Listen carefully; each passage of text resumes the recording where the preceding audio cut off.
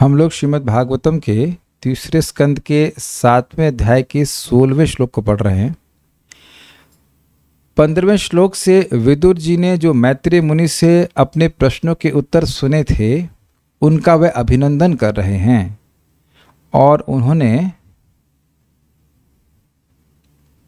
15वें श्लोक में ये कहा था, विदुर उवाच संच्छिन्न संशयो मह्यम तव सूक्तासिना विभो उभयत्रापि भगवन् मनो में संप्रधावति।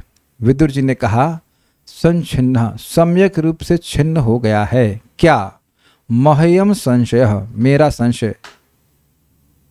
मेरा संशय मतलब जो किसके बारे में संशय? तो कहते हैं कैसे संशय नष्ट हुआ? तो कहते हैं तव सूक्तासिना विभो, आपकी सूक्त रूपी यानी आपकी शब्द रूपी असिना अर्थात तलवार के द्वारा। विभु मतलब आप समर्थ हैं।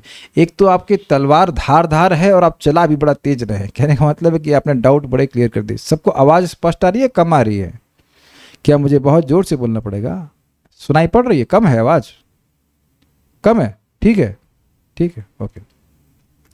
किस संबंध में आपके संशय कम नष्ट हो गए? मान लो मैत्रेय मुनि पूछते हैं तो कहते उभयात्रापि भगवन, हे भगवन, हे शक्तिमान मैत्रेय मुनि, उभय दोनों संबंध में ईश्वर स्वतंत्र हैं, इसमें मेरा संशय था। क्या संशय था? कि ईश्वर भगवान श्री कृष्ण, हम सुनते हैं कि जगत की सृष्टि करने वाले हैं तो उनका तो वो तो माया में सन जाने चाहिए, गुणों में सन जाने चाहिए, लेकिन हम सुनते हैं कि वे चिन्ह मात्र हैं। तो यह कैसे होता है? तो वहाँ पे मैत्रेय मुनि ने उत्तर दिया था कि माया की शक्ति, माया सृष्टि करती है क्योंकि माया गुणों से युक्त है और माया शाश्वत रूप से भगवान की शक्ति है। तो यद्यपि भगवान निर्गुण हैं फिर भी ऐसा कहा जाता है कि भगवान सृष्टि करने वाले हैं। यद्यपि वह सीधे सृष्टि नहीं करते हैं, उनकी शक्ति सृष्टि करती है। तो इसलिए भगवान सृष्टिकर्ता होते हुए भी जगत में लिप्त नहीं होते। ये भगवान की सर्वतंत्र स्वतंत्रता है, अद्भुत भगवान का पराक्रम है। और जीव की परतंत्रता के बारे में बताया गया था, मतलब प्रश्न किया गया था कि भाई जीव तो गुणों से लिप्त नहीं हो सकता है, तो ये माया कैसे पकड़ लेती है? तो वहाँ बताया गया था कि भगवान की शक्ति है यन नयेन विरुद्धते, जो नीति के विरुद्ध चलती है, भगवत इच्छा से चल रही है तो जीव को पकड़ लेती है। और इन दोनों के संबंध में जो थे, मैं मनो में संप्रधावती, इन दोनों विषयों में मेरा मन प्रवेश कर रहा है, बढ़िया से भाग रहा है, दौड़ रहा है, कहने करती है। मतलब ये टॉपिक हमें अच्छे से समझ में आ गया है। अब मान लीजिए कि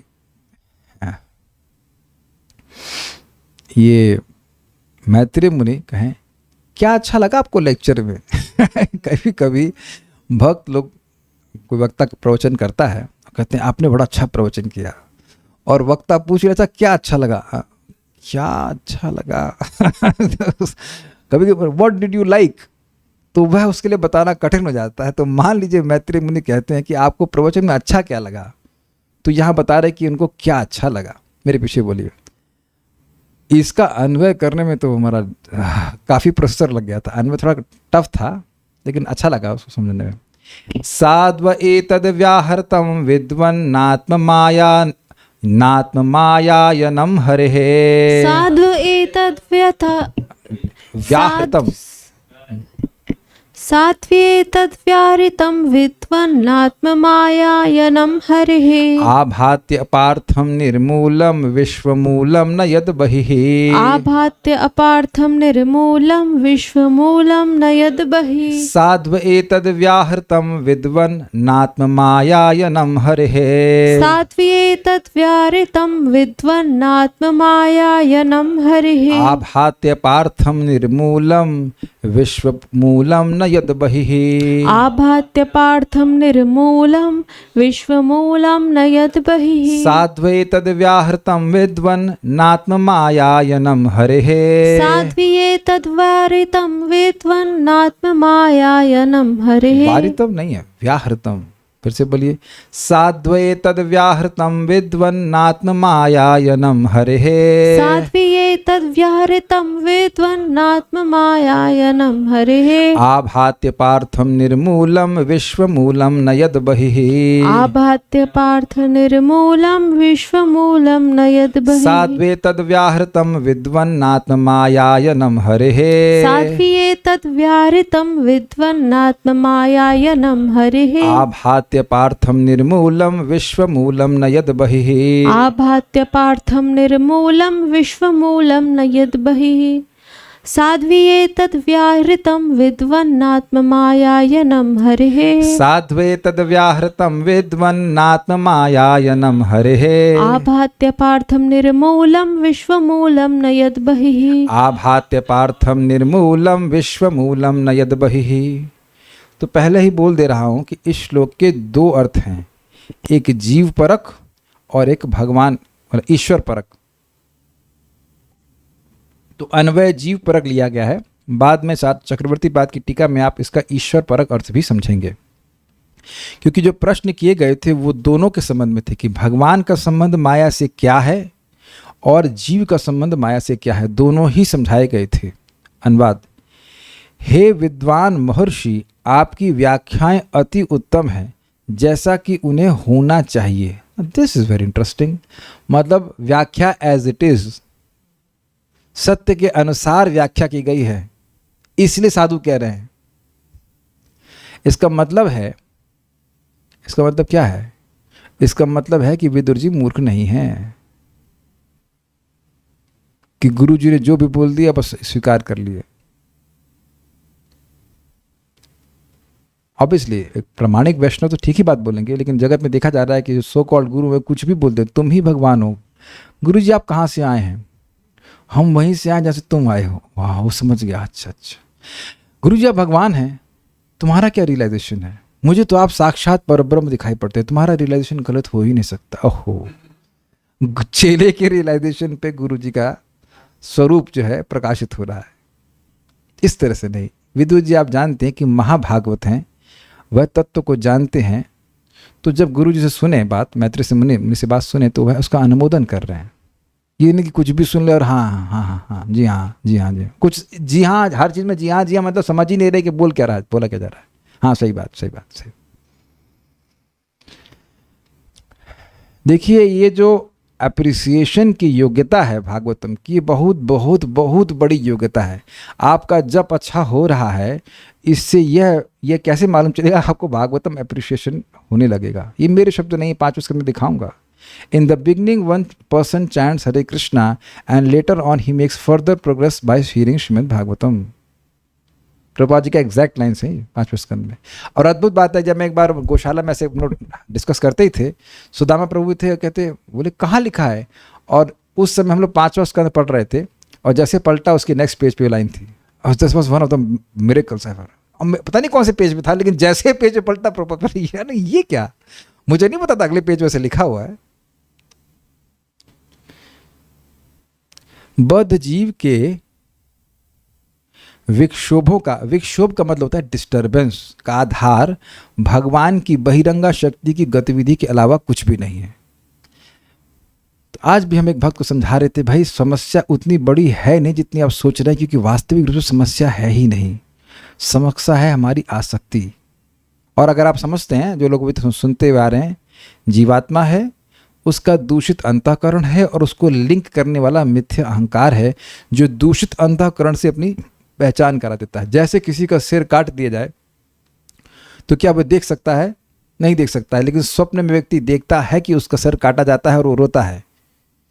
तो जिस व्यक्ति का सिर काटा जा रहा है उससे वह अपनी पहचान करता है। तो अब तुम्हारे रोने का आधार क्या है? तुम्हारा स्वप्न की स्थिति है, और तो कोई नहीं कारण है। तो अब इसके अन्वय को देखिए।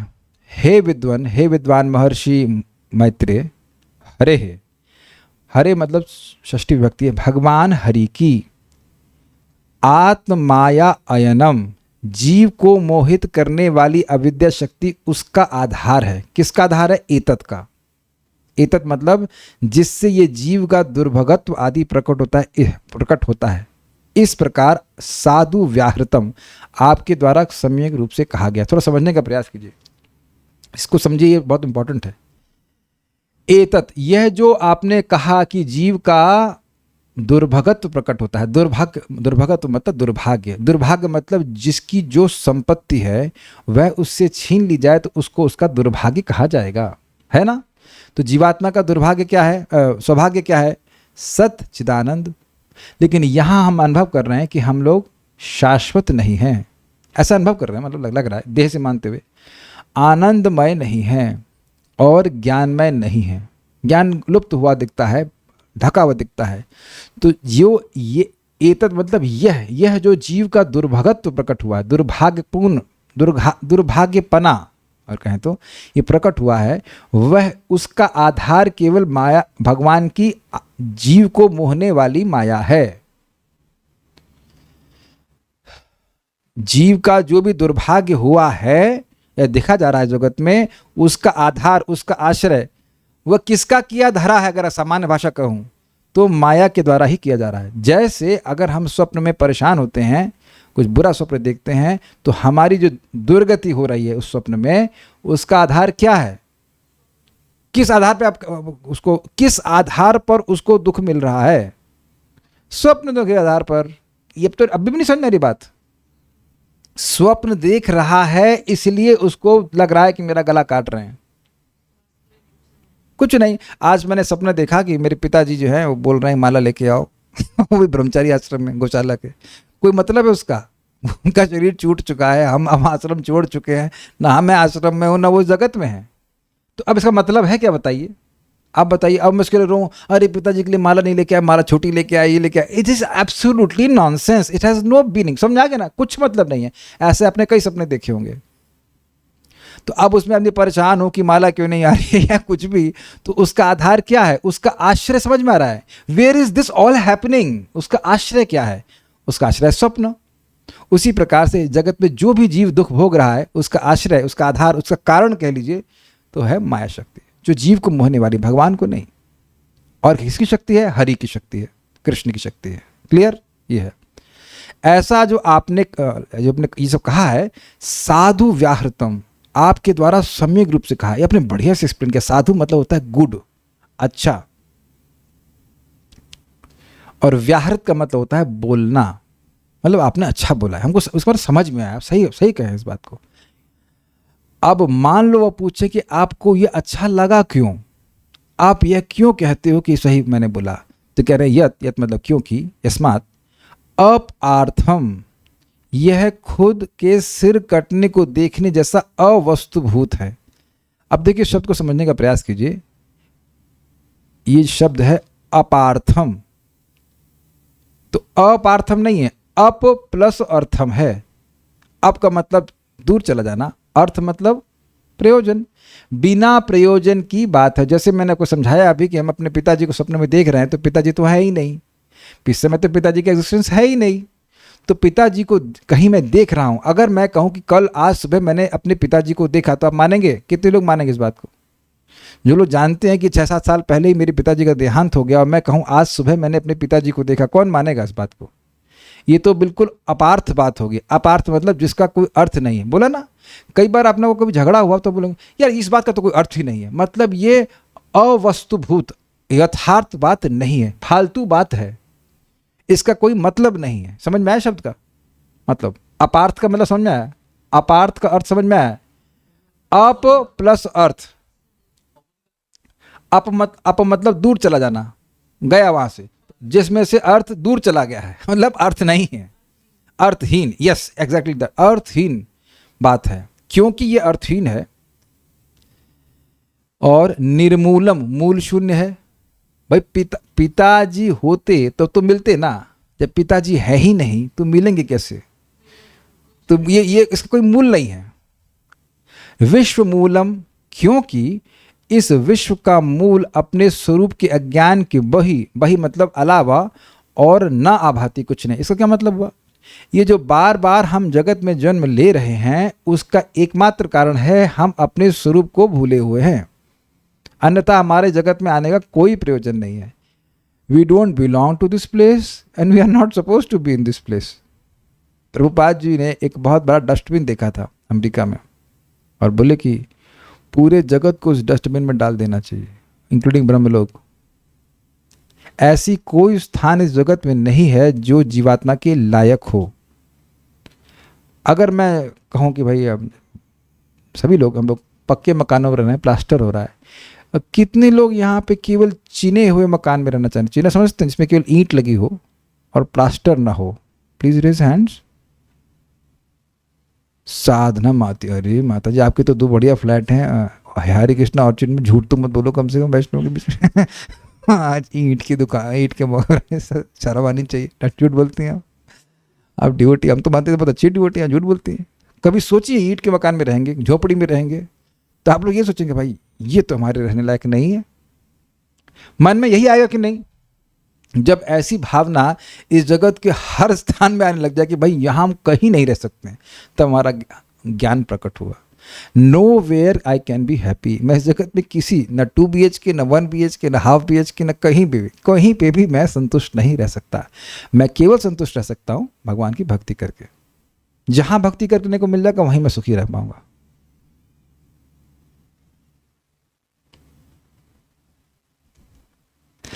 माता जी कह रही कि बहुत बड़ा घर छोड़ दिया, तो ईंट के मकान में तो नहीं रह रही ना आप। ठीक है, बड़ा घर आपने छोड़ दिया, लेकिन मैंने क्या प्रश्न किया था?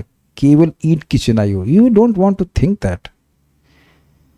तो मैं ये क्यों बोल रहा हूँ, इसका प्रयोजन है। इसका प्रयोजन ये है कि जैसे हम समझते हैं कि भाई इसमें हम यहाँ नहीं रह सकते, वो ईंट का ही मकान है, हमें इतना तो हमारा मतलब इतना नहीं है कि हम यहाँ रह सकते हैं। उसी प्रकार से धीरे धीरे भक्ति करके समझ में आ जाएगा कि हमें स्वर्ग भी मिल जाए तो भी वहाँ सुखी नहीं रह सकते।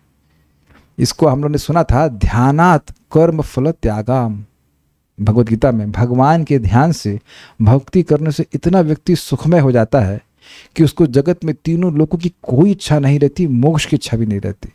और सुन लीजिए, अगर हमारी भौतिक इच्छा समाप्त हो गई तो दुनिया में किसी की ताकत नहीं है कि हमें दुख दे दे। ये सबको डाइजेस्ट हो गया?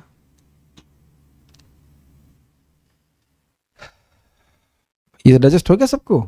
अगर हमारी कोई भौतिक इच्छा नहीं है तो हमें किसी के पास कोई सामर्थ्य नहीं है कि हमको दुख दे दे। आपको दुख देते क्यों हैं? क्योंकि हमें कुछ किसी से चाहिए, है ना। परम पूज्य राधानाथ महाराज के शब्द हैं, if you don't expect respect from anyone, you don't expect anything from anyone.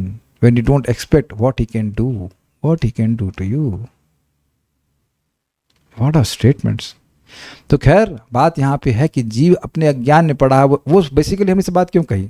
लोग सोच रहे हैं कि ये घर अच्छा नहीं, वो वाला घर में चेंज कर लूँगा, वो घर से वो चेंज कर लूँगा, या किसी मटेरियल सिचुएशन को चेंज करने का प्रयास कर रहे हैं। इसीलिए तो 84 लाख योनियाँ हैं जीवों की विभिन्न इच्छाओं को पूर्ण करने के लिए। और इसी कारण से बार बार इस अज्ञान में कि मैं कृष्ण का सेवक हूँ, ये बात ना जानते हुए हम सोचते रहते हैं काश ऐसा हो जाता, काश वैसा हो जाता। ऐसे करके व्यक्ति बार बार जन्म प्राप्त कर रहा है। ये बात यहाँ पे कही जा रही है।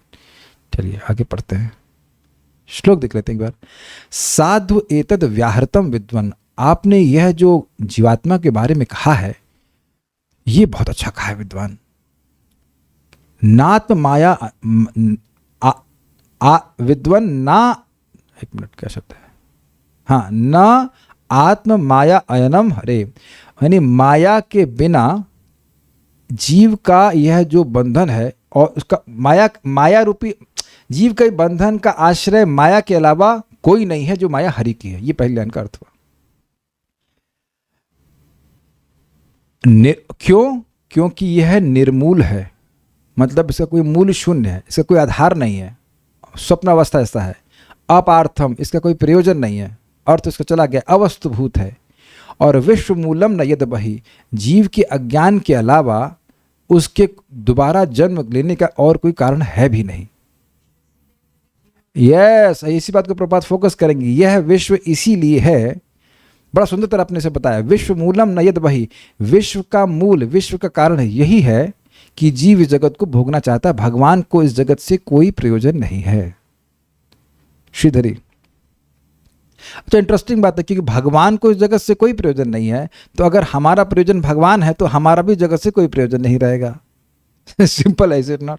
If you want to love Krishna, you have nothing to do with this world except serving Krishna. Shridhari, चूंकि आपने ठीक कहा है कि श्री हरि की जो जीव को अपना विषय बनाने वाली माया है, मतलब जो जीव को खा जाती है एक तरह से, मतलब उसके ज्ञान को खा जाती है, उसी के द्वारा जीव के दुर्भगत्व, अज्ञता आदि की प्रतीति होती है। मतलब जीव को लगता है कि वह मर रहा है, मर नहीं रहा है, हमको लगता है कि हम मर रहे हैं, हमारा आनंद ढक गया है, हमारा ज्ञान ढक गया है, ऐसा हम सोचते हैं, ऐसा मानने लगते हैं। वह स्वप्न में प्रतीत होने वाले अपने शिरच्छेद आदि के समान ही मिथ्या है। अब देखिए, जिसने पहले सुना इस बात को फिर समझ लीजिए, नए लोग हैं कि हमने ऐसा एग्जाम्पल दिया, स्वप्न में कोई व्यक्ति का सर कट रहा है और वह सोच रहा है कि मेरा सर काटा जा रहा है, घबरा जा रहा है, लेकिन कुछ हो नहीं रहा है, उसका सर नहीं काटा जा सकता, क्योंकि अगर सर काट दिया जाता तो वह देख ही नहीं पाता कि उसका सर कट गया है। ठीक है, उसका कोई मूल्य नहीं है, मूल्य नहीं बोल रहे हैं, मूल नहीं है, अंतःकरण की चीजें हैं, काम क्रोध लोभ आदि हमारे अंतःकरण में, इससे हमारा कोई प्रयोजन नहीं है। ये कल जप में देखेगा, जब आदमी करता है प्रभु जी ये छा रही वो छा रही है, just distance yourself from your अंतःकरण। आप अपने मन नहीं हैं, मन में कुछ भी आता रहे उसे क्या फर्क पड़ता है, इसका अभ्यास करना होगा। इस जीव के दुर्भगत्व तथा देह आदि प्रपंच का कारण भी अपने अज्ञान से भिन्न कुछ भी नहीं है। जो जीव बार बार दुर्भाग्य को प्राप्त कर रहा है, भिखारी की तरह आनंद और ज्ञान की भीख बाहर से मांग रहा है, समझ में आ गया ना, वह और उसके देह आदि का प्रपंच, मतलब एक के बाद एक जो देह मिल रही है, वह भी उसके अज्ञान के अलावा कुछ नहीं है। ठीक है, सारार्थ दर्शनी। मेरे द्वारा उक्त वचन विदुर द्वारा किस प्रकार धारण किए गए हैं, आपने उन्हें कैसे स्वीकार किया है? यदि मैत्रेय जी ये शंका करें तो विदुर इस पर उत्तर देते हुए कहते हैं, और एक बात सुनिए, पिछले श्लोक में वो कहे कि आपने मेरे संशय नष्ट कर दिए, तो अब क्या नष्ट हुआ है, तुम्हारी अंडरस्टैंडिंग बनी क्या है? कभी कभी लोग कहते हैं कि हम पूछें कि भाई समझ में आ गया, हाँ समझ में आ गया है, और जब पूछेंगे कि क्या समझ में आ गया है, तो जो समझाना था उससे कुछ विपरीत समझ में आता है, ये भी हो जाता है। तो मान लो मैत्रेय मुनि पूछें कि भाई क्या समझ में आया आपको क्या समझ में आया, कह रहे दोनों, देखो बोले पिछले श्लोक में बोल रहे हैं दोनों में मेरा प्रवेश हो रहा है। तो प्रवेश हो किस प्रकार से रहा है? जीव के संबंध में और ईश्वर के संबंध में आपकी जो बुद्धि का प्रवेश है वो किस प्रकार से हो रहा है, वो बातें आपको कैसे समझ में आई? अगर मान लो मैत्रेय मुनि पूछते हैं तो विदुर जी ये श्लोक कहते हैं कि मुझे ये बात समझ में इस तरह से समझ में आई। कुछ क्लियर समझ में आ रहा है? ये नहीं समझ में आया होगा। श्लोक पिछले श्लोक में बोले हैं ना, देखिए, संचिन्न संशयो मह्यम तव सुक्तासीनो विभो, मेरे सारे संशय नष्ट हो गए। उभ्यात्र भगवान मरो में, दोनों संबंधों में, दोनों बातों में मेरा मन धावित हो रहा है, बढ़िया से जा रहा है। तो क्या जा रहा है, कहां जा रहा है तुम्हारा मन? आपका मन इन दोनों विषयों में कह रहे हैं कि भाई ईश्वर के संबंध में और जीव के संबंध में मेरा मन प्रवेश कर रहा है। तो अब ये तो नहीं बोले कि किस प्रकार से प्रवेश कर रहा है, और मैं इस्माली मैं समझा रहा हूँ तो कुछ कुछ बात समझ में आ रही होगी, कुछ कुछ नहीं समझ में आ रही होगी। तो अब कोई मैं पूछूँ समझ में आ रहा है, तो बहुत बार भक्त लोग बोलते हैं हाँ हाँ हाँ हाँ, क्योंकि उत्तर तो देना नहीं कि क्या समझ में आ रहा है। अब मैं पूछूं कि क्या समझ में आ रहा है तो चुप। तो अब अगर कोई व्यक्ति को बताया जाए, वो बोले कि हमको यह समझ में आया, तो उससे समझ में आता है कि समझ में आया कि नहीं आया। भाई यही तो टीचर करता है ना आपका, जब आपका एग्जाम लेता है तो यही करता है ना कि आपको जो पढ़ाया गया उसमें आप जो आप श्रवण किए उसका कैसे कीर्तन कर पाओगे। अग्रीड? ये कोई नई बात तो है नहीं। आप एग्जाम में आंसर लिख रहे हैं तो वही लिखते हैं ना जो आपको समझ में आया। कोई अजीब सी बात तो नहीं कह रहा हूं ना। आप क्लास में सुन लिए, आपको लगा समझ में आ गया, लेकिन जब आप एग्जाम में लिखने चालू करते हो तो लगता नहीं समझ में आया। ऐसा नहीं हुआ कभी आपको? तो यहाँ पूछ रहे हैं कि भाई क्या समझ में आया आपको? आप कह रहे हो दोनों विषय में समझ में आया, ईश्वर के संबंध में समझ में आया है, जीव के संबंध में समझ में आया, तो समझ में क्या आया? तो ये श्लोक कहते हैं। अब देखिए इसमें भगवान पर भगवत परक अर्थ भी आएगा। आपने साधु अर्थात जैसा सम्यक है वैसा समझाया, मतलब जैसी प्रॉपर अंडरस्टैंडिंग है वैसे समझाया है। वह क्या है? मान लो पूछें, मैत्रेय मुनि तो कहते हैं आपने बताया कि आत्म माया शब्द था इसमें, अर्थात बहिरंगा शक्ति भगवान हरि के आश्रम है। आत्म माया अयनम हरे, अयनम का मतलब होता है आश्रय या घर। तो माया के आश्रय कौन है? हरि है। अतः यद्यपि परमेश्वर निर्गुण अर्थात गुणों से रहित हैं, तथापि वे माया को धारण करने के द्वारा इन गुणों को भी धारण करते हैं, अर्थात इनके भी आश्रय हैं। मैं पूरा पढ़ूंगा फिर समझाऊंगा तो बात समझ में आएगी। इन गुणों द्वारा ही सृष्टि हेतु कर्तृत्व आभाति अर्थात प्रकाशित होता है, तथा चूंकि परमेश्वर आत्मराम है, अतः यह कार्य अपार्थम अर्थात निष्प्रयोजन कहा गया है। एवं इसका निर्मूलन अर्थात कोई कारण इसलिए भी नहीं है क्योंकि इसके लिए कोई अन्य प्रेरक भी नहीं है। यह तर्क के परे है। आपने भगवान के विषय में यह सभी तथ्य प्रकाशित किया। अभी इसको थोड़ा समझने का प्रयास कीजिए। देखिए, भक्त लोग या तो भूल गए होंगे, कुछ नए भी हैं। प्रश्न क्या था? प्रश्न ये था कि भगवान है चिन्ह मात्र, पूरी तरह स्पिरिचुअल। चिन्ह मात्र मतलब 100% स्पिरिचुअल, उनमें कोई प्राकृतिक गुणों का प्रवेश नहीं है। एक बात, इसको इधर साइड में रखिए। अब दूसरा पॉइंट ये कहा जाता है कि भगवान सृष्टि करते हैं, और ये प्रसिद्ध बात है। अब सृष्टि होती है गुणों के द्वारा, सत्वगुण, रजोगुण, तमोगुण। तो जब भगवान पूरी तरह चिन्ह मात्र हैं तो वह गुणों का संपर्क कैसे करते हैं? ये प्रश्न था। तो उन्होंने अब यहाँ समझाया कि देखिए, आपने समझाया जो बात बताई थी, अब उसको यहाँ पे अपना कंक्लूजन बता रहे हैं कि आत्म माया अयनम हरे, भगवान हरि की ये माया है जिसके आश्रय कौन है? भगवान हरि हैं, अर्थात भगवान ने माया को धारण किया हुआ है। ही लॉर्ड इज कंट्रोलिंग माया। भगवान माया को कंट्रोल कर रहे हैं, लेकिन दूर से। भगवान का माया से नियामक और सामीप्य का संबंध होता है, पास से और नियामक का, लेकिन स्पर्श नहीं करते। इसलिए निर्गुण रहते हुए भी भगवान माया को कंट्रोल करते हैं। मया दक्षिण प्रकृति सूयते सचराचरम हेतु नाने न कौन्तेय जगदवि परिवर्तित। इस श्लोक से बिल्कुल क्लियर हुआ, मेरी अध्यक्षता में माया सृष्टि करती है। लेकिन क्योंकि माया किसकी है? भगवान की है। सुपारी किसने उठाई? सुपारी समझते, किसी का मर्डर करने के लिए लोग किसी को बोलते हैं भाई 20,000 रुपये ले, तू मार दे। तो जो मार देता है, क्या उसी को मर्डर का आरोप लगता है? जिसने सुपारी उठवाई उसको लगता है ना। अगर हम ऐसे भाषा बोलनी पड़े तो समझ में आ रही होगी बात। तो अब माया, इस जगत की सुपारी किसने उठाई है? कॉन्ट्रैक्टर कौन है? माया देवी। लेकिन टेंडर कौन दिया उसको? भगवान ने टेंडर दिया, जाओ तुम सृष्टि कर दो। Is it okay? तो बोला जाएगा ना कि भगवान ने बनाया। तो आप ये तो नहीं कह सकते कि भगवान ने नहीं बनाया, क्योंकि जब तक भगवान इच्छा नहीं करते माया नहीं बना सकती। कॉन्ट्रैक्टर अपने से कुछ कार्य नहीं करता है, उसको टेंडर दिया जाता है तब वो कार्य करता है। एकदम क्लियर आ रहा है कि नहीं समझ में? तो भगवान निर्गुण हैं। जो टेंडर देता है उसको ना तो कभी सीमेंट टच करता है ना बालू टच करता है, वो कॉन्ट्रैक्टर करवाता है काम। ये देखा नहीं है अपने जगत में? देखा ही गया है। तो खाली आज्ञा दे देता है। तो जब इस जगत में ऐसा करते हुए लोग देखे जा सकते हैं, तो फिर भगवान क्यों नहीं कर सकते? तो भगवान गुणों का स्पर्श नहीं करते हैं, लेकिन क्योंकि माया उन्हीं के आश्रय में है, उन्हीं की शक्ति है, इसलिए ऐसा कहा जाता है। ऐसा आभाती अर्थात प्रकट होता है, लेकिन ऐसा लगता है कि वह सृष्टि कर रहे हैं। मतलब ऐसा कहा जाता है कि सृष्टि कर रहे हैं। उसके बाद कहते हैं इन गुणों द्वारा ही सृष्टि हेतु कर्तृत्व आभाती अर्थात प्रकाशित होता है। मतलब भगवान का ये सृष्टिकर्ता का जो गुण है वह लोगों के सामने प्रकाशित होता है कि भगवान सृष्टि करते हैं।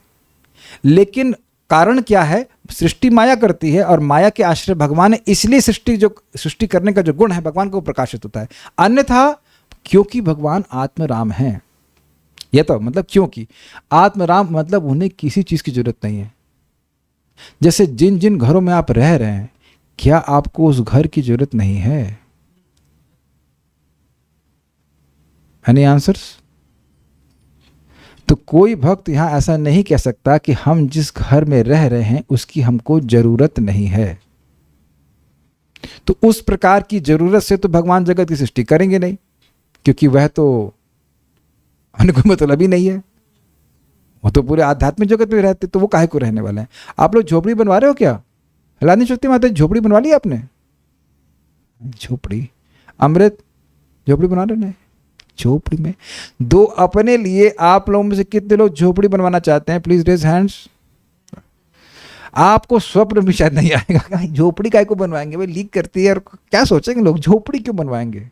चलिए झोपड़ी से भी और नीचे चले जाते हैं। टेंट में कौन रहना चाहेगा? टेंट कौन तानेगा? टेंट कौन तानना चाहता है यहाँ पे? टेंट क्यों तानेंगे? ब्रो जी बढ़िया घर है हमारा, 2 BHK वॉटेवर 3 BHK जो भी है। तो जो बढ़िया घर में रह रहा है वो झोपड़पट्टी क्यों बनाएगा? जो असीमित आनंद के स्थान में रह रहे हैं भगवान, वो दुखाले की सृष्टि क्यों करेंगे और अपने लिए रहने के लिए? आप विचार कीजिए कि अपने, अरे एक और मजेदार, क्या कोई सोच रहा है कि जेल में यार एक फ्लैट होता था वो बताइए, ये तो जगह जेल है, तो अब जेल में कोई फ्लैट के बारे में तो नहीं सोचता, कभी नहीं सोचते यार तिहाड़ जेल में जो है मतलब हमारा एक फ्लैट होना चाहिए। तो भगवान तो ऐसी सृष्टि अपने लिए बिल्कुल नहीं कर सकते हैं। तो इसलिए अपार्थम, अपार्थम मतलब निष्प्रयोजन, अर्थ मतलब प्रयोजन, तो यानी कि भगवान का कोई प्रयोजन सिद्ध नहीं होता इस जगत को बनाने के लिए। समझ आ गया? इससे भगवान इस जगत की कार्य से निर्लिप्त हैं यह सूचित होता है। भगवान की कोई इच्छा नहीं है, भगवान के लिए इस जगत का कोई प्रयोजन नहीं है, फिर भी बना रहे हैं, मतलब जीवों के लिए बना रहे हैं। इसलिए यह सोचना कि भगवान गुणों में लिप्त है हो ही नहीं सकता। हम रजगुण से लिप्त होकर के सृष्टि करते हैं जगत में, लेकिन भगवान सृष्टि कर रहे हैं लेकिन रजगुण से प्रभावित नहीं होते। क्लियर समझ में आया? उन्हें कुछ मतलब ही नहीं जगत से। I hope this is very clear.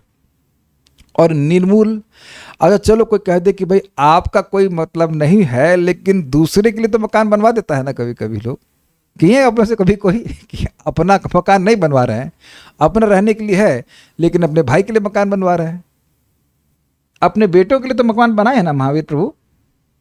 तो अब आप समझ रहे हैं मेरी बात?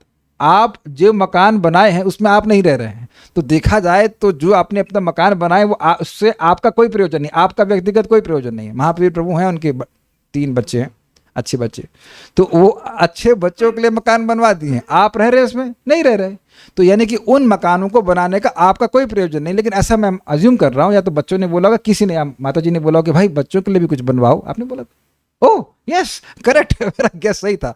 तो सुंदरा माता जी ने महावीर प्रभु को बताया कि प्रेरणा दी कि भाई बच्चों के लिए भी तो कुछ कीजिए, भी आपका रिस्पॉन्सिबिलिटी है, 3 बच्चे कहाँ रहेंगे, क्या होगा।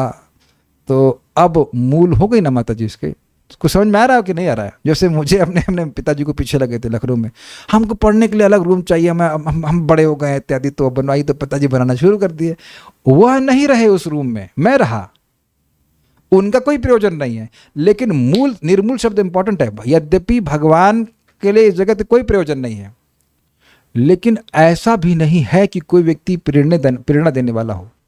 निर्मूलम का मतलब है कि और कोई हो जो कहे भैया कुछ सोचिए, आप भी कुछ सोचिए, जीवों को उद्धार कीजिए, आप भगवान हैं, ये कोई बोलने वाला भी नहीं है। हम लोग पहले सुन चुके हैं पिछले अध्याय में, भगवान अपनी इच्छा से करते हैं।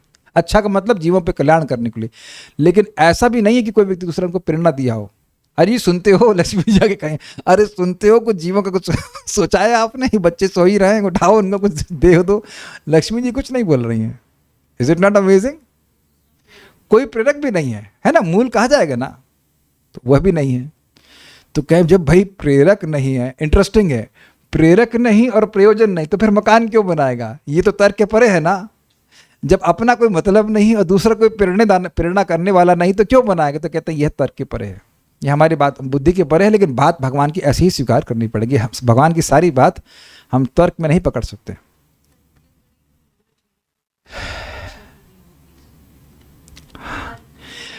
तर्क के परे का मतलब यह है कि ये एक्चुअली तर्क के परे ये बात है कि भगवान ऐसा कर कैसे रहे, बिल्कुल निर्लिप्त होकर व्यक्ति करे। क्योंकि इस जगत में बिना किसी प्रेरणा के कोई कार्य कर रहा हो, ऐसे कोई दिखा आपको? आपने, मैंने कभी किसी की प्रेरणा के बिना कोई कार्य किया है? Please raise hands. Is it not amazing? हमारी बुद्धि के बाहर की बात है। आज तक कभी किसी को देखे हैं बिना प्रेरणा के कोई कार्य करे? Let us hold on for some time and think about it. आज तक कभी कोई कार्य किए हैं बिना किसी प्रेरणा के? अब समझ में आया कि कितना अजीब सी बात है ये। और आप देखिए, अब मैं आपको होल्ड करवा रहा हूं तो शायद आपकी बुद्धि, हम सबकी बुद्धि एडजस्ट भी नहीं कर पा रही कि अरे ऐसा तो हमने देखा ही नहीं कि बिना प्रयोजन के उनका कोई क्यों करेगा कोई कार्य। तो बड़ी बुद्धि, बड़ी मुश्किल है बात समझना। हम सुन रहे हैं, थोड़ी देर बात समझ में आ रही है। अब प्रश्न है कि जीवों की इच्छा प्रेरणा नहीं थी तो जीव तो सो रहे हैं। यही तो बात है कि जीव हल्ला भी नहीं कर रहे थे, हमारी मांगे पूरी करो, हमें डेमोक्रेसी चाहिए, ये सब कुछ तो कोई डेमोन्स्ट्रेशन देने वाला ही नहीं है। तो सो रहे हैं सब, सभी तो सो रहे हैं, ये इंटरेस्टिंग है। ये अगर विचार करेंगे तो एकदम हिल जाएंगे कि भाई कोई कारण ही नहीं है, हम सोते ही रहते महाविष्णु में या जहाँ पे भी सो रहे थे, तो कोई कंप्लेन करने वाला तो आया नहीं। इस जगत में आप देखो कि कोई भी कार्य होता है उसके पीछे कारण है। भगवान की अहेतु की कृपा है, आप इसमें कोई कारण भौतिक नहीं ढूंढ सकते हैं। इसीलिए कहने तर्क तुम्हारा बुद्धि से प्रकट हो रहा है ना। यस, हाँ, वो सौराट सबको है ही नहीं तो कैसे कौन प्रेरणा देगा, तो कैसे कार्य करती। आपने भगवान के विषय में ये सभी तथ्य प्रकाशित किए। एतत्, आप जीव के बारे में बोल रहे हैं, अविद्या द्वारा जीव का बंधन तथा उसके फलस्वरूप ज्ञान का लोप होना आत्म माया अयनम अर्थात बहिरंगा माया के आश्रय में है। ये तो बड़ा स्पष्ट है कि जीव का ये सारा जो बवाल है वो माया के अंतर्गत हो रहा है, तथा यह भी निष्प्रयोजन तथा निष्कारण है। इस प्रकार इसको व्याख्या करी गई थी, निष्प्रयोजन क्यों है, क्योंकि स्वप्न देखने जैसा है। इस प्रकार आपने जीव के विषय में भी तथ्यों को प्रकाशित किया। विदुर जी के वचनों का यही गूढ़ अर्थ है। यद बहि अर्थात माया के अतिरिक्त विश्व का कोई मूल कारण नहीं है। इसका अर्थ यह है कि भगवान का स्वरूप विश्व सृष्टित्व अर्थात जगत का रचयिता होने, सगुणत्व अर्थात भौतिक गुण आदि से युक्त एवं सक्रियत्व आदि अर्थात भौतिक क्रिया आदि पर निर्भर नहीं है। अभी समझ में आई बात है। प्रश्न ये था कि जब भगवान निर्गुण हैं और जब भगवान निष्क्रिय हैं, उनकी कोई भौतिक क्रिया नहीं होती, तो इस जगत के गुण और क्रियाओं से उनका संबंध कैसे हो जाता है। क्रिया है ना सृष्टि करने की, गुण संबंध है ना, ये प्रश्न था। तो ये इससे हमने समझाया कि माया इस जगत का कारण है, माया के अलावा कोई कारण नहीं है। और क्योंकि भगवान की शक्ति माया है, इसलिए भगवान का सृष्टिकर्ता का गुण आता है, अन्यथा भगवान को इस जगत में कोई मतलब नहीं है। तो ये बात और समझ में आएगी जो लोग थोड़ा पहले से सुनते चल रहे हैं तात्पर्य। एक भक्त हमको बोले थे, प्लीज़ वो बुरा नहीं मानेंगे, वो कह रहे थे कि हमको प्रभु जी इतना ज़्यादा इंटरेस्ट भागवत में आ नहीं रहा है। और ये उनकी, मैं कोई भर्सना नहीं कर रहा हूँ, उनका एक ईमानदारी वाला ओपिनियन था। देखिए प्रभु, बात यह है कि जब आप कोई प्रश्न महत्व समझते हैं और तब उसके उत्तर में इंटरेस्ट होता है, समझ रहे हैं बात। तो जब हम क्रम से सुनते जा रहे हैं कि भाई यह प्रश्न था और प्रश्न हमको रोचक लगता है, ध्यान से सुनना, तब उसका उत्तर रोचक लगता है, चाहे वो कितना भी कॉम्प्लिकेटेड हो। मैं समझा पाया कि नहीं समझा पाया? मान लीजिए हम कभी बीमार पड़ जाते हैं तो एक प्रश्न आता ना, ठीक कैसे होंगे, तो उस प्रश्न में हमारी रुचि होती है कि नहीं। तो अब उसका उत्तर चाहे कितना भी कठिन हो, हम समझने, हमारी उसमें रुचि होती है, क्योंकि प्रश्न रोचक लग रहा है, क्योंकि अपने को ठीक होना है। आज खाने में क्या बना है, ये प्रश्न किसके मन में आएगा? जो भूखा है, तो उत्तर भी सुन करके उसकी कुछ रुचि होगी, आज ये बना है, वो बना है।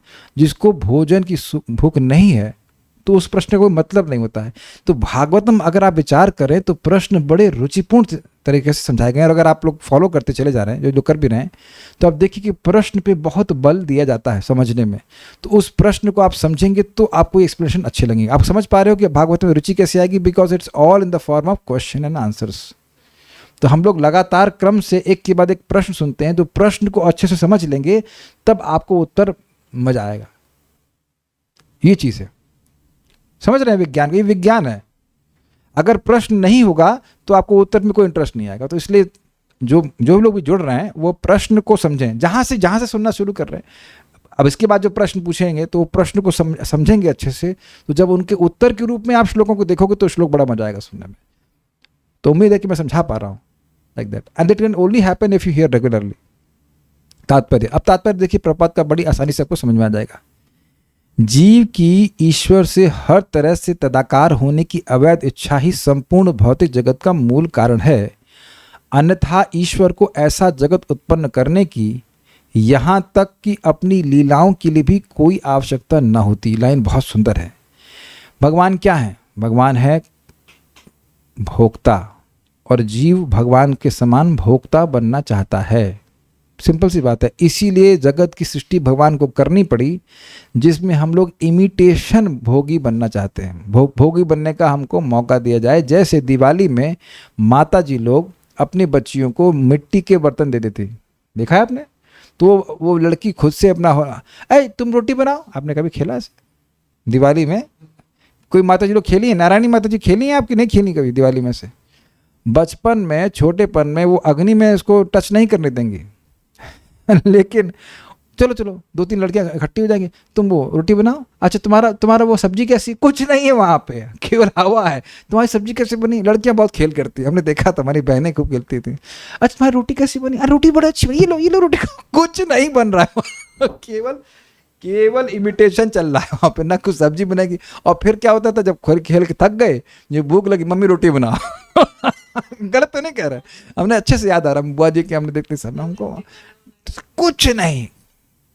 तो उसी प्रकार से हम लोग भोगी हैं ही नहीं, भोगी मतलब भोक्ता बन ही नहीं सकते, लेकिन बस इमिटेशन चल रहा है कि भोक्ता है भोक्ता है भोक्ता है। इसलिए भगवान जैसे वहां पे खेलने के लिए दे दिया था, उस समय कुछ समय के लिए खेलने के लिए जगत बना दिया जाता है,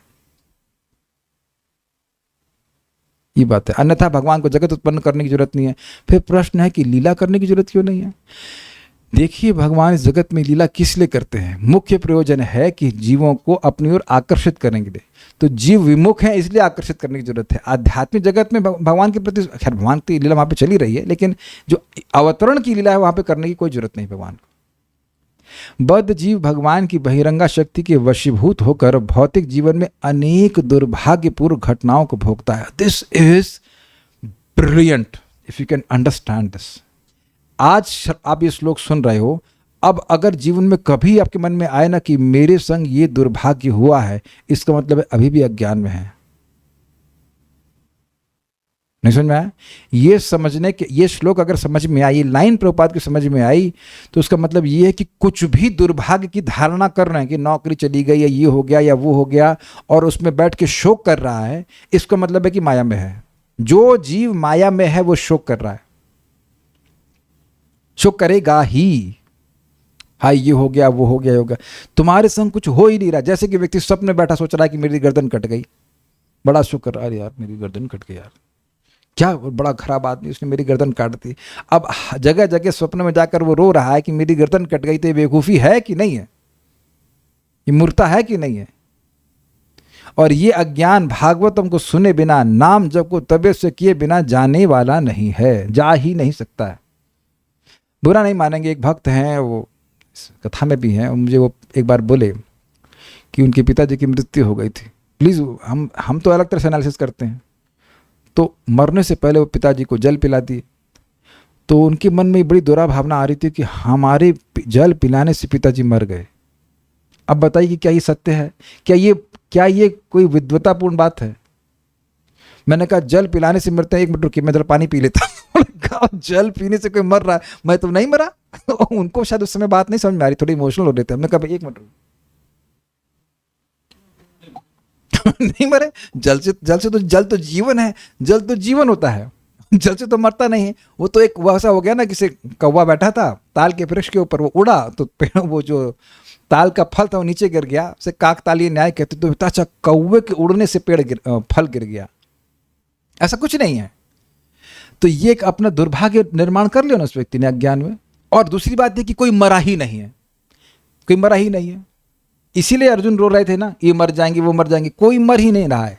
ऐसा कोई समय नहीं था। क्या श्लोक है, नात्यवाहम जातु नासम न त्वं नेमे जनाधिपः न चैव न भविष्यामः सर्वे वयमतः परम। तो ये जो बात अपने जीवन में हम अनुभव करें कि हाय बड़ा दुर्भाग्य होगा, ये नहीं मिला वो नहीं मिला, मतलब माया में है। जितना व्यक्ति माया से बाहर जाएगा उतना इस आर्टिफिशियल दुर्भाग्य से परेशान नहीं होगा। एक हम माता जी को जानते हैं, तो बोलने प्रभु जी हम बड़े परेशान हैं। क्या बात है, कहते मेरे बाल कम हो रहे हैं। तो हमने कहा तो क्या हुआ? आपकी जिभा तो उतनी ही रहेगी ना बुढ़ापे तक भी। क्यों माता जी लोग, हो सकता चिंता हो कि भाई बुढ़ापे में बाल चले जाए, लेकिन जीभ तो नहीं उखड़ जाएगी। जीभ से हरे कृष्ण मंत्र करना है और शरीर छोड़ के भगवान के पास चले जाना है। तो इस प्रकार के दुर्भाग्य का बारे में सोचना यह ज्ञान है कि नहीं है? है ना। और ऐसा कौन से आप लोग मतलब हम लोग मिस यूनिवर्स मिस मतलब है कि एक्ट्रेस हैं क्या है, और एक्ट्रेस भी तो बुढ़ी हो जाती हैं, एक्ट्रेस के भी दांत टूट जाते हैं। तब तो जाना ही रहा। मेरी बात हल्के मत लेना। सदा समुद्विग्न ध्याम असत गृहात। जितना इस असत को पकड़ेंगे, इस देह को पकड़े रहेंगे, उतना ही उद्विग्न रहेंगे, क्योंकि ये शरीर जाएगा और आज ही जाएगा। जिस दिन जाएगा उस दिन आज ही होगा ना कि कल होगा। ये पकड़ के चलिएगा। जितना चीज हम देह को पकड़ेंगे, देह संबंधी वस्तु को पकड़े रहेंगे ना, यू विल बी फियरफुल। मुझे एक स्टूडेंट ने बोला कि प्रभु मेरे को बहुत फियर होता है। उनकी पत्नी अच्छी होंगी, जो कुछ भी। हमने कहा फियर होगा ही, क्योंकि भौतिक वस्तुओं को पकड़ रहे हैं और वो आपके हाथ से जानी ही है। जैसे आप हाथ में जल रखिए और उसको जितना दबाएंगे, उतना ना पकड़ने का प्रयास करेंगे, उतना उतना आपके हाथों से निकल जाएगा। बहुत अच्छी बात बोल रहे हैं। उतना वशीभूत है कि अब जितना कभी हमने सोचा ना कि भौतिक रूप से हमारा कोई दुर्भाग्य है, इसका मतलब माया के वशीभूत है। In any way we think. हमारे एक रिश्तेदार बोले थे उनका पैसे में नुकसान हो गया, अरे हम तो सब खत्म हो गए। तो हमने कहा बोलने के लिए बचे कैसे फिर, जब आपका सब कुछ खत्म हो गया, खाली धन खत्म हुआ। फिर मुझे अच्छा क्या कितना लेके पैदा हुए थे? ऐसा बातें मत बोलो, हमको ज्ञान मत दो। बताइए तो कितना रुपया लेके पैदा हुए थे? 0 लेके पैदा हुए थे, 0 लेके जाएंगे, बीच में कुछ ऊपर नीचे हो गया तो आप कह रहे हैं कि खत्म हो गया, और अभी संपन्न है, खूब भूल रहे हैं। भगवान बहिरंगा शक्ति माया के स्वामी हैं और जीव भौतिक दशा के अंतर्गत उसी माया के अधीन रहता है। ध्यान से सुना आपने, जीव भौतिक दशा के अंतर्गत रहता है बेटा, यानी कि अगर हम इस दशा के बाहर निकल गए तो माया के पास से हमेशा हमेशा के लिए मुक्त हो जाएंगे। मैं आज बात शेयर करना चाह रहा था।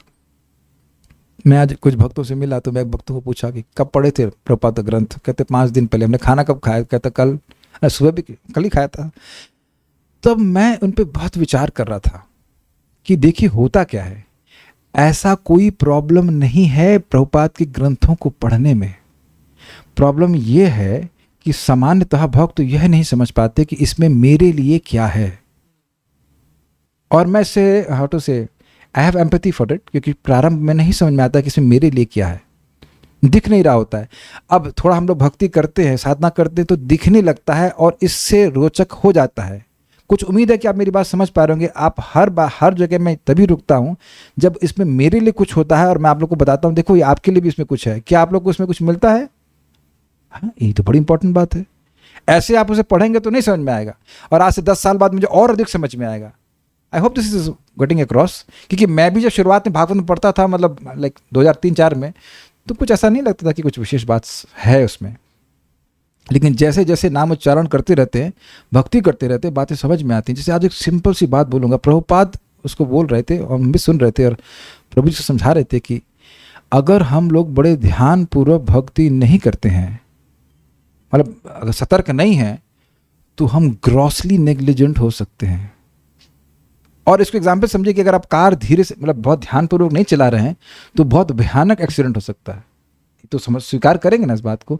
तो इस प्रकार से हम रोज शाम को सतर्क हो जाते हैं अगले दिन के जप के लिए, अपनी साधना के लिए, इत्यादि इत्यादि। इससे आप समझने का प्रयास कीजिए। अगर खुद नहीं पढ़ पा रहे हैं तो मेरे साथ पढ़िए, जितना मेरा सामर्थ्य है मैं समझाने का प्रयास करूंगा, और इससे हमारी जो नेग्लिजेंस है वह हम सभी की नेग्लिजेंस खत्म हो जाएगी। बहुत अच्छी बात बोल रहे हैं। भौतिक दशा के अंतर्गत ही माया के अधीन रहता है, और जैसे जैसे भक्ति करता जाता है माया का पाश धीरे धीरे समाप्त होता है। और किस रूप में होता है? न शोचती न कांक्षति। शोक करना बंद कर देंगे। जीव द्वारा भगवान के स्वामी पद को प्राप्त करने का मिथ्या प्रयास ही उसके भौतिक बंधन का कारण है, और बद्ध जीव का भगवान के साथ अदाकार होने का प्रयास माया का अंतिम पाश है। एक इंटरेस्टिंग बात बोल के रुक जाएंगे। जब जीव सोच रहा है कि मैं भोग करूंगा, तो वो किसके वशीभूत है? काम के वशीभूत। तो रहा तो वो सेवक ही ना। यही प्रभुपाद समझाते हैं कि ये कैसे माया है। तुम सोच रहे हो कि तुम स्वामी बन गए, तुम भोक्ता बने, लेकिन तुम रहे माया के ही दास। कृष्ण यानी कि तुम दास ही रहे। तुम्हारा पोर्टफोलियो, तुम्हारा पोर्टफोलियो बोलते हैं ना, पोर्टफोलियो बोलते हैं, क्या बोलते हैं, आई डोंट नो। तुम्हारा जॉब डिस्क्रिप्शन तो चेंज नहीं हुआ, रहे तुम सेवक ही। तो फिर कृष्ण की सेवा क्यों नहीं करते? ये स्वामी, ये तुम्हारे स्वामी जो हैं माया के, मतलब काम क्रोध आदि, ये तुमको सुख नहीं देने वाले। तो ये बात सुननी भी है और बड़े उत्साह से भगवान का नाम भजन करना है, भक्ति करनी है, तो बातें अपने हृदय में भी क्लियर हो जाती हैं। कुछ प्रश्न है भक्तों के, मैं देख लूंगा फिर रुकूंगा। हाँ, एक भक्त कह रहे हैं इसका मतलब है कि हमें स्वास्थ्य के बारे में चिंता नहीं करनी चाहिए। ये कब बोला मैंने? ये प्रवचन में है क्या? स्वास्थ्य के बारे में चिंता करनी चाहिए। प्रभुपाद इस बात को प्रथम स्कंद में कहते हैं, one should desire a healthy life. और अभी मैंने गीता में भी कोट करके दिखाया था, क्योंकि स्पष्ट है, स्वस्थ शरीर के बिना आप भजन कर ही नहीं सकेंगे। इदम शरीरम खलु धर्म भाजनम। लेकिन शरीर को व्हाट इज इट, पॉलिश नहीं करना चाहिए। पॉलिश से मेरा मतलब है कि अच्छा, वो ने बाल वाला एग्जाम्पल दिया था तो इसलिए, तो अगर बाल नहीं होंगे, अच्छा बाल नहीं होने से क्या भक्ति नहीं कर पाता? मेरे को पहले जब मेरे बात मतलब कर्मी जीवन में बाल थे तो उसमें डैंड्रफ वगैरह बहुत होती थी। हमने कहा यार बाल ही खत्म करो, ना बाल रहेगा ना डैंड्रफ रहेगी, कुछ इजी। हम बड़े खुश थे ब्रह्मचारी जीवन में, जो है बाल नहीं रहे, बड़ा मेंटेनेंस कम हो जाता है। एटलीस्ट पुरुषों के लिए ईजी है, बाकी लोग हमको नहीं पता, बड़ा खर्चे हो जाते हैं शैम्पू के। एक शैम्पू हमें निष्प्रयोजन और निर्मूलम लगता है कोई हमारे लिए प्रयोजन नहीं है। तो लेकिन बाकी चीज़ें हैं, जैसे मान लीजिए आपको थकान हो रही है, आपकी नींद पूरी नहीं हो रही है, तो आप भजन कैसे करोगे? ये तो भगवान श्री कृष्ण कहते हैं, क्या बोलते हैं बताओ? युक्त हार विहारश्च युक्त चेष्टस्य कर्मसु युक्त स्वप्नावबोधस्य योगो भवति दुःखः। जो खाने में, विहार में, सोने में और अपने कर्मों में युक्त है, रेगुलेटेड है, वही व्यक्ति योग के द्वारा अपने दुखों का नाश कर सकता है। तो स्वास्थ्य का ध्यान रखना चाहिए। लेकिन मैं कई बार बोला हूँ भाई, लिपस्टिक लगाने से कोई स्वस्थ होता है क्या? तो अगर कोई माता जी डिवोटी है, वो लिपस्टिक लगा रही है, तो वह बॉडीली कंसेप्ट में है। काटिए बात को। लिपस्टिक में क्या प्रोटीन होता है जो चबा चबा खाते हैं, हमसे खाए मुंह में लग गया, ऐसा तो कुछ भी नहीं है। और अगर मान लो किसी को बहुत लग रहा है अपने होठ लाल ही करने हैं, तो बीट रूट का जूस पीजिए, but it has nothing to do with Krishna consciousness, actually it has to do with bodily consciousness. तो और उसमें भी चिंता नहीं करनी चाहिए, चिंता तो नहीं करनी चाहिए कि चिंता करने से आप स्वस्थ होंगे भी नहीं। जो उसके लिए आवश्यक है वो करना चाहिए, लेकिन चिंता करने से तो आप ठीक भी नहीं होंगे, चिंता करने से और बीमार हो जाएंगे। Do you agree with this? चिंता नहीं करनी चाहिए। If I think that I can only be happy while doing bhakti, and then if I do bhakti, so is it nishkam or sakam? Can I get prem by that bhakti? अच्छा प्रश्न। अगर कोई व्यक्ति ये सोचे कि मैं भक्ति करके ही सुखी होऊंगा, तो ये सकाम भावना नहीं हो गई? Well, in a subtle sense it is. तो प्रभुपाद जी कहते हैं कि भक्त यह भी नहीं सोचता कि वह भक्ति करके सुखी हो जाएगा, वो कृष्ण को सुखी करना चाहता है, ऑटोमेटिकली वह सुखी हो जाता है। अच्छा, नहीं समझ में आ रहा है ना? शीशा है, शीशा समझते हैं। तो अब ये तिलक मैं लगाया हूं तो अपने चेहरे पे लगाया हूं कि रिफ्लेक्शन पे लगाया हूं? अब कल तिलक लगाना तो समझ लेना, तिलक लगाते समय आप कभी नहीं सोचते कि रिफ्लेक्शन पे तिलक लगाएं। कभी सोचे इस तरह से, बढ़िया से चेहरे पे तिलक लगाते, चेहरे पे तिलक लगाएंगे तो क्या रिफ्लेक्शन पे तिलक अच्छा आएगा कि नहीं आएगा? जैसा अच्छा तिलक या खराब तिलक, जैसा ही तिलक आपने यहाँ लगाया है वैसा ही रिफ्लेक्शन में दिखेगा। Got it? तो भगवान को सुखी करने का प्रयास करेंगे तो आप अपने आप सुखी हो जाओगे। ऐसा हो ही नहीं सकता कि आप मिजरेबल हो। Got it? तो जितना ये भावना रहेगी कि भगवान सुखी हो जाए, आप ऑटोमेटिक सुखी हो जाओगे। ये तो बहुत अच्छा उदाहरण दिया जा रहा है ना? ठीक है। तदाकार का मीनिंग क्या है? देखिए, इसका मतलब है तद आकार, वैसे। तद मतलब वह और आकार मतलब रूप, वैसे ही आकार वाला। भगवान है भोक्ता, तो मैं भी वैसे भोक्ता बनना चाहता हूं। देखिए, जगत में प्राय लोग शादी क्यों करते हैं? भगवान है ना, ओरिजिनल गृहस्थ तो भगवान है ना, भगवान है और लक्ष्मी जी है, तो हमारी भी लक्ष्मी जी होनी चाहिए। समझ में आए बात? हमारी सेवा करे, तो ये इच्छा है। भगवान सृष्टि करता है तो हम भी सृष्टि करता है, दो चार लोग को पैदा जरूर करेंगे। तो ये सारी इच्छाएं जो है भगवान से, ऑब्वियसली लोग, इसका मतलब नहीं शादी नहीं करेंगे, वो सब नहीं करेंगे, लेकिन their desire is there. Generally materialistic life में कोई व्यक्ति शादी करता है तो इसीलिए इसका उद्देश्य होता है कि मैं केंद्र में रहूंगा। ये हम गलत तो नहीं कह रहे, ऐसा देखा गया है। तो ये सब बातें भगवान से अपने ये भोक्ता बनने की, कंट्रोल करने की भावना है। कंट्रोल करने की भावना नहीं देखते आप लोग? बॉस लोगों की बॉसगिरी जितनी भी हो रही है जगत में, कहीं भी देखिए कंट्रोलिंग की भावना है। तो ये सब ईश्वर से तदाकार होने की भावना आती है। Material world was created for imitation because we desire to be fake. This is only reason और anything else? No, this is the only reason. हाँ, एक मिनट, गलत बोल गया, आधा रीजन है। जीव भोग करना चाहता था, इसलिए व्यवस्था करी, और इसलिए भी व्यवस्था करी कि भोग करके ही होगा बोर, और बोर होने के बाद सोचेगा क्या इसके परे भी कोई सुख है, तब वो भगवान की ओर उन्मुख हो सकता है। भगवान हृदय में देख रहे हैं कि ये जीव कुछ अब उच्चतर ढूंढना चाहता है, तो उसे वैष्णव की संगति प्राप्त करा देते हैं। Is there something higher? तो दोनों कारण हैं। माया भगवान की निर्देशन में सृष्टि करती है वाला श्लोक क्या था? मयाध्यक्षेण प्रकृति सूयते सचराचरम, 9वें अध्याय का है। हेतु नाने न कौन्तेय जगदवि परिवर्तिते। हेतु अनेना, इसके हेतु के द्वारा, माया के हेतु के द्वारा जगत सृष्टि होती है। अब बस मैं एक बात बोल के कंक्लूड करूंगा, भक्तों को मैं समझा रहा हूं इस बात को। देखिए, 10-5 मिनट की बात ही व्यक्ति की बुद्धि को चेंज कर देती है। तो अगर आप 1 घंटा रोज भागवतम को सुनते हैं और आप देख रहे होंगे कि पता भी नहीं चला ना कि 754 कैसा हो गया, नहीं पता चलता ना, लेकिन ये आपकी बुद्धि को पूरी तरह से चेंज कर देगा। ये प्रैक्टिकल देखेंगे और ये जादू की तरह होता रहेगा। जिस भी आश्रम में हम लोग हैं, हमारी बुद्धि को, हमारे हृदय को पूरी तरह से पवित्र कर देगा। क्या है, जैसे सुनने की इच्छा होती तुरंत भगवान हृदय में आने लगते हैं। तो रोज सुनते रहेंगे तो स्थायी प्रभाव के रूप में आप अनुभव करेंगे। It's a very powerful reading. प्रपात कहते हैं, by this culture of knowledge the supreme lord is established in the heart. ये कोई ज्ञान मात्र नहीं है, भगवान की 5 सर्वश्रेष्ठ भक्ति में एक भक्ति कही जाती है। बहुत ज़्यादा सुदृढ़ कर देती है मन को भक्ति में, बहुत ज़्यादा। आप देखेंगे जादुई रूप से भक्ति में स्थिर होते चले जाएंगे, जादुई रूप से, आपको पता भी नहीं चलेगा। लेकिन इसको करना नियमित रूप से ही पड़ेगा। और प्लीज़, मैं पड़ेगा शब्द नहीं इस्तेमाल करूँगा। पड़ेगा ऐसा लगेगा भार है, करना पड़ेगा, ऐसा नहीं है। आप देखो ना कि 1 घंटा कैसे निकल गया, कुछ पता नहीं चला ना, लेकिन ये बहुत बड़ा कार्य हो गया है हमारे लिए। ऐसा करते रहेंगे तो आप जीवन भर, हम सभी लोग जीवन भर भक्ति में उत्साहित महसूस करेंगे। जो भी ऊपर नीचे हो रहे हैं वो उससे उतना प्रभावित नहीं होंगे, और कभी एक समय में आएगा जो बिल्कुल प्रभावित नहीं होंगे। Stop here and let's do पारायण एंड स्टॉप। श्रीमद् भागवतम की जय, श्रील प्रभुपाद की जय, निताई गौर प्रेमानंद।